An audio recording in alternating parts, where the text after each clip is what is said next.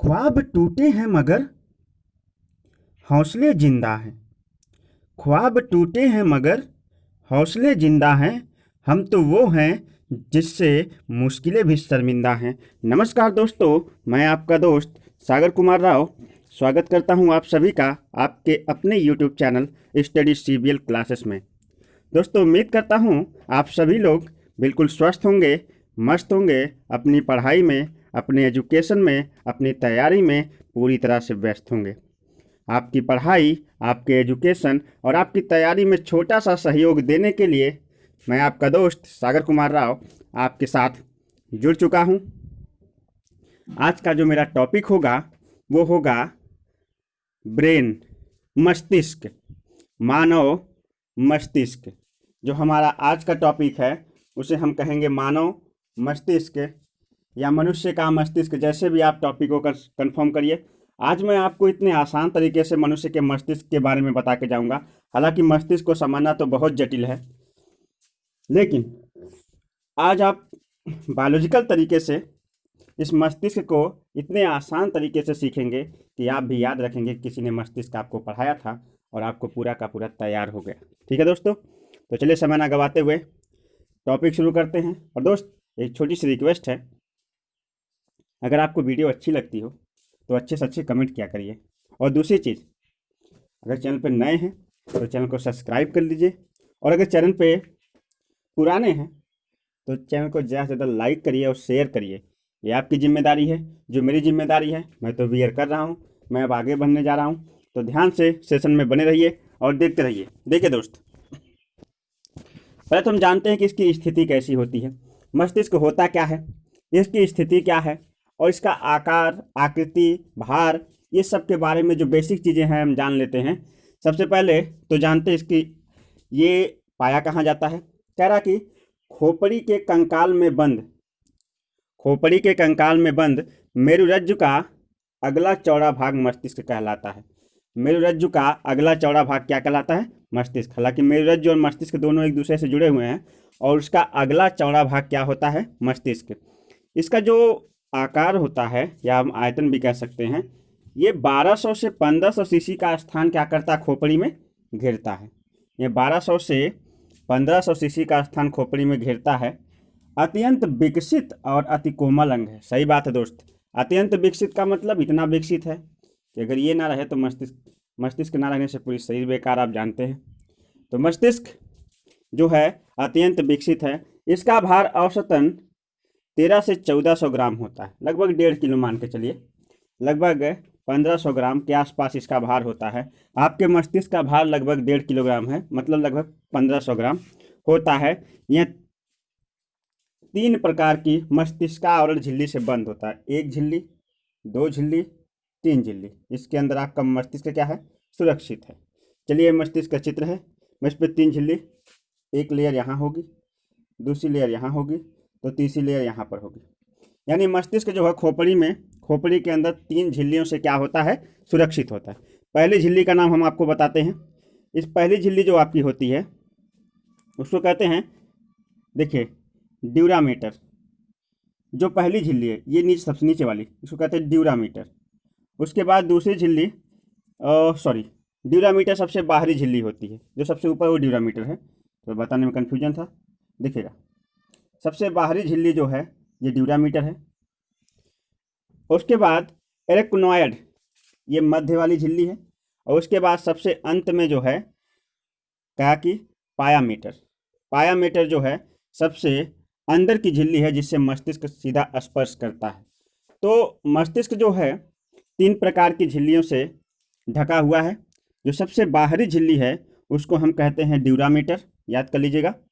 और जो मध्य में है उसको कहते हैं एरेक्वानाइड, और जो है सबसे नीचे है उसको पायामीटर कहते हैं। फिर से मैं दोहरा दूँ, ड्यूरामीटर, एरेक्वानाइड और पायामीटर। ये 3 प्रकार की झिल्लियों से हमारा मस्तिष्क जो है खोपड़ी में क्या है? सुरक्षित है। ठीक है दोस्तों, तो अभी तो हमने जाना, ये देखिए मस्तिष्क का चित्र है। अभी हम इसके बारे में आपको पूरी तरह से, अच्छी तरह से समझाने वाले हैं। लेकिन अभी फ़िलहाल आप जानिए कि जो मस्तिष्क होता है स्पेशली मनुष्य के मस्तिष्क, अगर आपने अखरोट फल खाया होगा तो अखरोट की जो गिरी होती है, जब आप अखरोट को तोड़ते हैं अंदर की जो संरचना होती है, सेम वैसे ही हमारे मस्तिष्क की संरचना है। ठीक है दोस्तों, तो ये जो है अखरोट के आकार का होता है। इसमें कौन कौन से जो मस्तिष्कांग होते हैं, किसके क्या क्या कार्य होते हैं, तो उसी के बारे में अब हम जानेंगे। तो मस्तिष्क सबसे पहले देखिएगा, मस्तिष्क सबसे पहले 3 भागों में बांटा जाता है। कितने भागों में? 3। 1 इसको कहते हैं अग्र मस्तिष्क, आगे का भाग। 2 इसको कहते हैं मध्य मस्तिष्क, बीच का भाग। और नंबर 3 ये है पश्च मस्तिष्क। अग्र मस्तिष्क, मध्य मस्तिष्क और पश्च मस्तिष्क, है ना। अग्र मस्तिष्क, मध्य मस्तिष्क और पश्च मस्तिष्क। इस प्रकार से हमारा जो मस्तिष्क है कुल 3 भागों में क्या होता है? बटा होता है। तो सबसे पहले हम बात कर लेते हैं अग्र मस्तिष्क की। ध्यान दीजिएगा, सबसे पहले जो बात होगी हमारी अग्र मस्तिष्क की, जिसको हम फोर ब्रेन कहते हैं। कह रहा कि अग्र मस्तिष्क क्या है, कहाँ है? कह रहा कि यह मस्तिष्क का सबसे प्रमुख 2/3 भाग घेरता है। सबसे ज़्यादा भाग जो अग्र मस्तिष्क घेरता है, जो आगे की तरफ होता है। कह रहा कि इसे जो है एक नाम से और जानते हैं।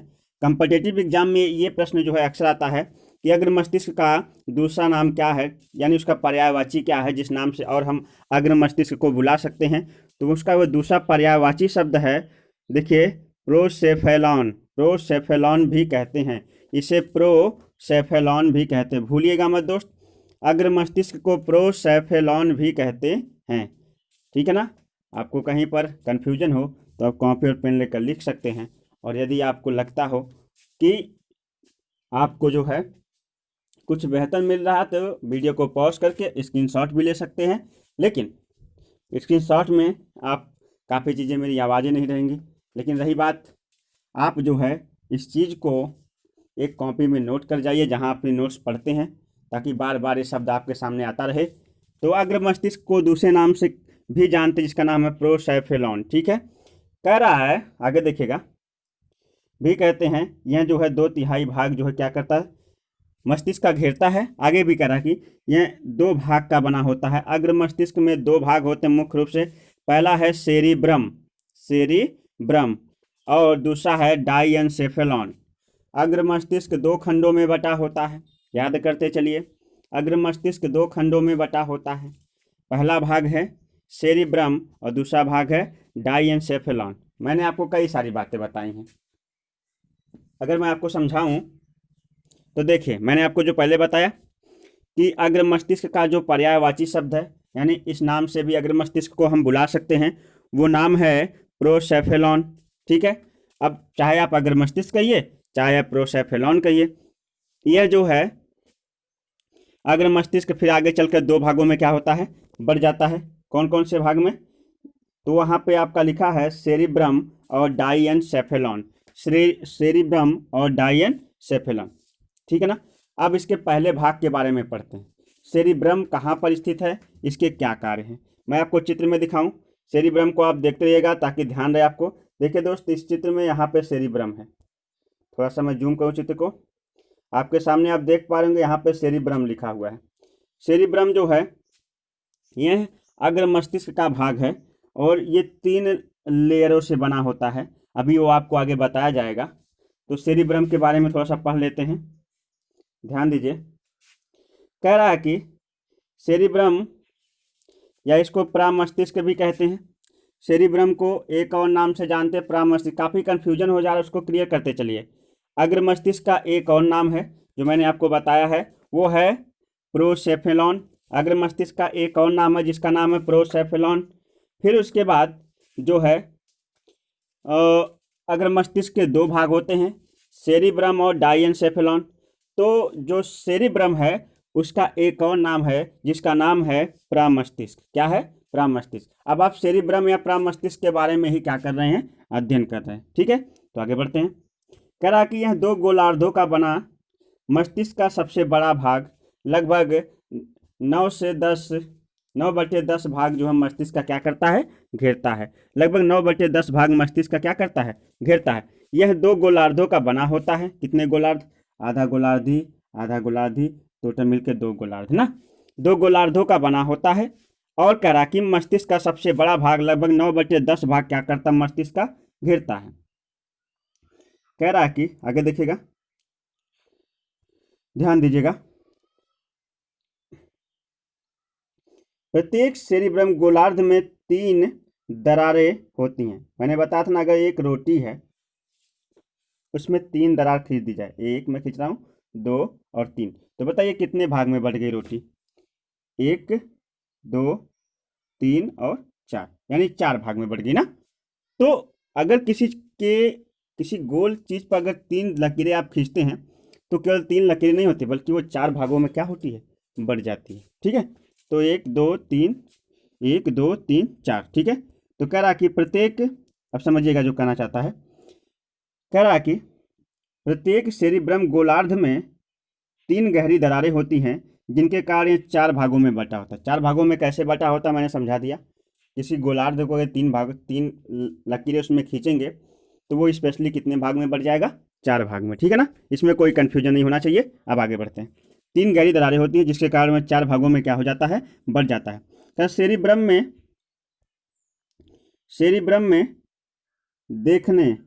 देखिएगा, सेरिब्रम में जो है देखने, सूंघने, स्पर्श करने के अलग अलग केंद्र होते हैं। अलग अलग केंद्र का मतलब देखने का अलग केंद्र है, किसी चीज को सूंघने का अलग केंद्र है, और साथ ही साथ स्पर्श करने का क्या है? अलग केंद्र है। यह मनुष्य की चेतना, स्मृति, तर्क तथा हृदय की गति और भोजन ग्रहण करने तथा प्रेम, विषाद और दुख आदि का भी केंद्र है। यानी जो कह सकते प्रामस्तिष्क या सेरिब्रम है, ये क्या क्या हमें जो है महसूस कराता है? सबसे पहले तो इसकी वजह से हमारी नेत्र की जो कहते हैं संतुलन होता है वो बना रहता है, जिससे हम सही चीज़ों को क्या कर पाते हैं? देख पाते हैं। चीज़ों को जो है हम सूंघ कर और चीज़ों को सूंघ कर पहचानने का भी जो है केंद्र जो है प्रामस्तिष्क ही होता है। और साथ ही साथ अलग अलग स्पर्श के अलग अलग केंद्र, यानी सूंघने का अलग केंद्र होता है, देखने का अलग केंद्र होता है, और स्पर्श का अलग केंद्र होता है। अगर कोई हमें स्पर्श करता है तो मस्तिष्क का, यानी सेरिब्रम ही, प्रामस्तिष्क ही, उसके अलग अलग पॉइंट ऑफ व्यू बने हैं। कोई हमें टच करता है तो उसके अलग जो है हमें जो है क्या होते हैं? सूचना मिलती है। किस चीज़ को हमें देखना है तो जो नेत्र का संतुलन है वो अलग भाग बनाता है, और सूंघ कर कोई किसी चीज़ को पहचानने का जो है हमारे सेरिब्रम में अलग का केंद्र है। ठीक ना। ये मनुष्य की चेतना, स्मृति मतलब होता है मनुष्य की यादाश्त, तर्क शक्ति, सोचने समझने की क्षमता, और हृदय की गति, यानी एक अनियंत्रित गति कह सकते हैं कि एक आप कह सकते हैं अनैच्छिक गति, भोजन ग्रहण करना, प्रेम, विषाद, दुख, भय आदि का क्या होता है? केंद्र होता है। प्रेम, विषाद, दुख, भय आदि का क्या होता है? केंद्र होता है। इस भाग के अल्प विकसित होने पर मनुष्य की जो बुद्धिमान नहीं होता, अर्थात अगर आप प्रामस्तिष्क या सेरिब्रम कम विकसित है पहले से ही, तो मनुष्य जो है बहुत अधिक बुद्धिमान नहीं होता है, अर्थात अर्ध बुद्धिमान होता है। ठीक है ना। आप कह सकते हैं कि मनुष्य जो है अपनी मानसिक क्षमता को खो भी सकता है। ठीक है, आगे बढ़ते हैं। सेरिब्रम मस्तिष्क के अन्य भागों पर भी नियंत्रण रखता है। सेरिब्रम मस्तिष्क के अन्य भागों पर भी क्या करता है? नियंत्रण रखता है। हाथ, पैर आदि के जो है आदि जैसे अंगों पर भी ऐच्छिक और अनैच्छिक 2 प्रकार के अंग होते हैं। ऐसे अंग जो हमारी इच्छा अनुसार कार्य करते वो ऐच्छिक अंग है, जैसे हमारे हाथ पैर, और हमारे हाथ पैर के साथ साथ हमारे होठ वगैरह, ये जो है हमारी इच्छा के अनुसार जब हम चाहते हैं तो बोलते हैं, और जब हम चाहते हैं तो चुप रहते हैं। जब हम चाहते हैं तो अपने हाथ को कहीं बढ़ा सकते हैं, उठा सकते हैं, जो भी कर सकते हैं। जब हम चाहते हैं तभी हम एक स्थान दूसरा तक चलकर जाते हैं। यानी चलने का जो प्रोसेस है ये जो है ऐच्छिक क्रिया, लेकिन कुछ हमारे शरीर में अनैच्छिक क्रिया भी है। अनैच्छिक क्रिया और ऐच्छिक क्रिया का वीडियो मैंने पीछे अपलोड किया हुआ है, आप उसे खोज कर देख सकते हैं। ठीक है दोस्त, इसी चैनल पर है, लेकिन शॉर्ट वे में मैं आपको समझा देता हूँ। जो क्रियाएं हमारे नियंत्रण में नहीं हैं, जो हमारे नियंत्रण से परे हैं, वे सभी क्रियाएं कैसी हैं? अनैच्छिक क्रिया की श्रेणी में आती हैं। जैसे हमारे हृदय का धड़कना, आप चाह कर भी हृदय की धड़कन को रोक नहीं सकते। ठीक है ना। और दूसरी चीज़ भोजन का पाचन होना, श्वसन, ये आदि जो है पलक का झपकना, ये सभी जो है अनैच्छिक क्रिया के अंतर्गत आती, जो स्वतः चलती रहती हैं। हमें उसमें कोई मेहनत नहीं करनी पड़ती, ठीक है ना। तो जो सेरिब्रम है उसका ऐच्छिक तथा अनैच्छिक दोनों प्रकार की क्रियाओं पर अपना क्या होता है, नियंत्रण होता है, ठीक है। अब आगे बढ़ते हैं। इसका जो दूसरा भाग है किसका, अग्र मस्तिष्क का ही, डाइएन्सेफेलॉन, इसके बारे में पढ़ लेते हैं। कह रहा कि यह अग्रभाग कह रहा कि मस्तिष्क का पिछला भाग, यह अग्र मस्तिष्क का पिछला, अग्र मस्तिष्क का पिछला, ये कि नहीं सबसे पिछला, यह अग्र मस्तिष्क का पिछला भाग, यानी अग्र मस्तिष्क का पिछला का मतलब देखिएगा, डाइएन्सेफेलॉन इस चित्र में हम आपको दिखा रहे हैं, ध्यान दीजिएगा दोस्त। मेडा सेरिब्रम, ऑप्टिक कार्पस और जो है डाइएन्सेफेलॉन। थोड़ा सा और भी इस चित्र को स्पष्ट करके देखना पड़ेगा। देखिएगा क्या कि डाइएन्सेफेलॉन, इसमें थैलेमस और हाइपोथैलेमस नामक अंग है। अब ये जहाँ पे है वहीं पे डाइएन्सेफेलॉन, ये देखिए, ये भाग जो है लिखा हाइपोथैलेमस, यहीं पर इसी भाग को क्या कहते हैं, डाइएन्सेफेलॉन कहते हैं, क्योंकि आपका अग्र मस्तिष्क यहीं पे क्या होता है, इंड होता है। तो डाइएन्सेफेलॉन जो इसमें अंग है वहीं वो यही है। करा कि डाइएन्सेफेलॉन यह अग्र मस्तिष्क का सबसे पिछला भाग होता है। करा कि इस भाग को पीनियल काय तथा पिट्यूटरी ग्रंथि जुड़ी होती हैं। आपको एक बात बता दें, कंपटीशन में हर बार पूछा गया एक प्रश्न है, हमारे शरीर में मास्टर ग्रंथि किस ग्रंथि को कहते हैं।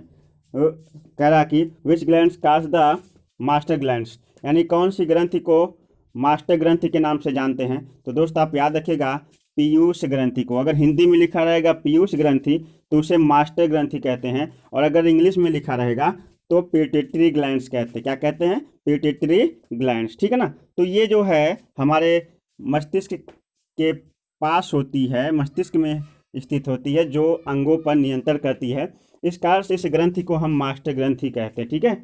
और इससे कुछ हार्मोन साबित होते हैं जो हमारे ऐच्छिक अनैच्छिक सभी प्रकार की क्रियाओं पे क्या करते हैं, अपना नियंत्रण बनाए रखते हैं। चलिए अब आगे बात करते हैं। कह रहा कि यह अग्र मस्तिष्क का पिछला भाग है। इस भाग के पीनियल काय तथा पिट्यूटरी ग्लैंड जुड़ी होती है। पीनियल काय और थैलेमस तथा हाइपोथैलेमस इसी के भाग हैं। यानी आप समझिए, डाइएन्सेफेलॉन में दो सबसे मुख्य अंग हैं, एक है थैलेमस और दूसरा है हाइपोथैलेमस।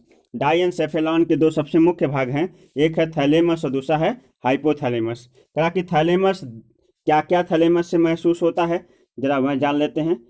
कहा कि थैलेमस दर्द, ठंडा, गर्म पहचानने का कार्य करता है। जो थैलेमस होता है, यहाँ पे थैलेमस के कार्य करा कि थैलेमस दर्द, आपको दर्द हो रहा है, ठंडा गर्म आदि को पहचानने में क्या करता है, हमारी मदद करता है। आजकल वैसे भी जो है बहुत सारी गर्मी पड़ रही है, तो दर्द, ठंडा गर्म आदि को पहचानने का जो काम होता है वो कौन करता है, थैलेमस।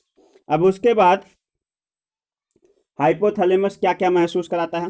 हाइपोथैलेमस की सहायता से हम क्या क्या महसूस कर सकते हैं।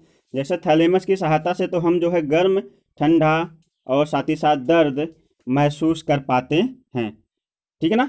गर्म, ठंडा और दर्द आदि को पहचानने में जो है थैलेमस हमारी मदद करता है। और हाइपोथैलेमस हमारी कहाँ मदद करता है, भूख, प्यास, प्यार, घृणा और ताप आदि को नियंत्रित करने का कार्य करता है, नियंत्रण का केंद्र है। हमें भूख लगे तो हम नियंत्रित कर लेंगे, प्यास लगे तो हम नियंत्रित कर लेंगे, अगर हमें प्यार हो तो भी हम नियंत्रित कर लेंगे, ठीक है ना। लेकिन घृणा, ताप आदि को भी नियंत्रित कर लेंगे। और इन सभी के नियंत्रण का जो है हमारे शरीर में केंद्र कौन है, वो है डाइएन्सेफेलॉन, डाइएन्सेफेलॉन। अब देखिए दोस्त, यहाँ पे प्यार का कुछ गलत अर्थ मत निकालेगा। प्यार मतलब प्यार तो किन्हीं के बीच हो सकता है, कुछ इंसान और कुछ छोटे जानवरों के मध्य भी होता है। हमारे घर जो छोटे पालतू जानवर होते हैं, जैसे हमने आपका कोई कुत्ता पाला है, या हमने कोई बिल्ली पाली है आप कह सकते हैं, या फिर आपके घर पे बकरी होगी, वो तो प्यार तो किसी किसी के मध्य हो सकता है। प्यार का इतना गलत अर्थ नहीं है। प्यार बहन भाई के बीच हो सकता है, माँ बाप और बेटे के बीच हो सकता है। तो ऐसी कोई बात नहीं है, इसमें कोई नेगेटिविटी लेने की ज़रूरत नहीं है। लेकिन रही बात जो आप सोच रहे हैं, वहाँ भी हो सकता है। लेकिन अब हम आगे बढ़ते हैं, ज़्यादा उस बिंदु पे टॉपिक मुझे बात नहीं करना है, फिर आगे बढ़ते हैं। मध्य मस्तिष्क, मध्य मस्तिष्क क्या है, तो आपने जो है, पहले तो मैं बात कर लूँ, अग्र मस्तिष्क के दो भाग थे, सेरिब्रम और डाइएन्सेफेलॉन।